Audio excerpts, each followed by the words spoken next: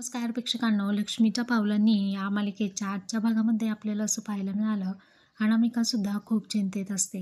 नैनाला या कोणत्याही गोष्टीची आयडिया नसते की नक्की काय होत आहे माझ्यासोबत. ती खूप इनोसंटली सर्वांकडे पाहत असते.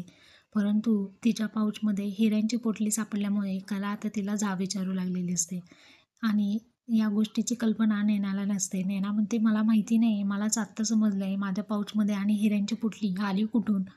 हे सर्वजण घरातले खूप टेन्शनमध्ये असतात आणि राहुलला म्हणते, "अरे राहुल, सांग ना तू, मी काहीच केलेलं नाही आहे." राहुल अशी ॲक्टिंग करतो की "हो अगं, मी तुझ्या साईडने आहे."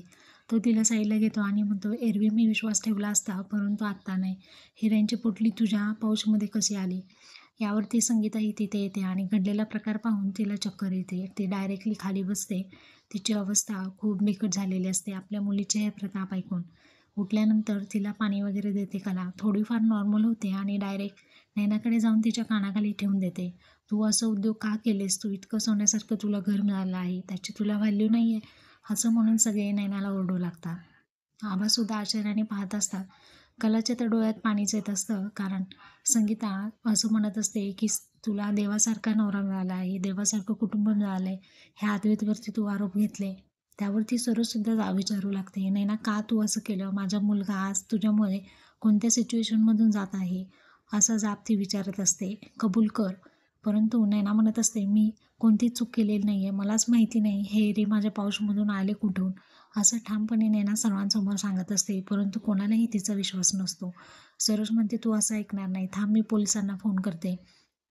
सरोज फोन घेऊन येते. इतक्यात नैना रडू लागते. धावत पळत जाऊन सरोजचे पाय पकडते आणि म्हणते, "सरोज मॅडम, मला माफ करा. मी आत्तापर्यंत चुका केल्या, खूप केल्या, परंतु यामध्ये माझा काहीही सहभाग नाही. माझ्यावरती विश्वास ठेवा." ऑलरेडी चांदेकरांची खूप नाचक्की झालेली आहे आणि त्यानंतर अजून एकदा तुम्ही फोन केलात तर खूपच आपली बदनामी होईल. प्लीज तुम्ही फोन करू नका. कलाच्या डोळ्यामध्ये पाणी असतं आणि बहिणीची रिॲलिटी तिला समजलेली असते आणि माहिती असतं की नैनाने काही केलेलं नाही आहे. परंतु सर्व पुरावे आता नैनाविरुद्ध असतात. नैनाने सरोजचे पाय पकडल्यानंतर सुद्धा सरोज ठामपणे पोलिसांना फोन करू लागते. तिच्यावरती कोणीही विश्वास ठेवत नाही की यामध्ये नैनाची चूक नाही.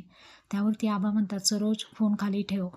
मला असं वाटतंय की यावेळेस नैनाची चूक नाही आहे." कारण जेव्हा तिने कोणतीही चूक केलेलं असो, ताठमानेने ती सगळ्यांसमोर वावरते. परंतु ती अशी कोलमडलेली मी कधीच पाहिलेलं नाही आहे.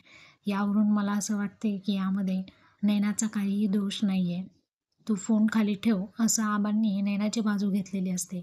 नैनाला थोडंफार दिलासा मिळतो. ॲक्च्युली कोणीतरी आहे खऱ्याच्या बाजूने बोलणारे. जरी पुरावे तिच्या विरुद्ध असले तरी तिने काहीही केलेलं नाही हे आबांना समजलेलं असतं. आता राहुल मनातल्या मनात विचार करतो. राहुलने सर्व हा स्वतःवरचा तिच्यावरती टाकलेला असतो. घरामधील सर्वजण आता तिच्याकडे पाहू लागतात.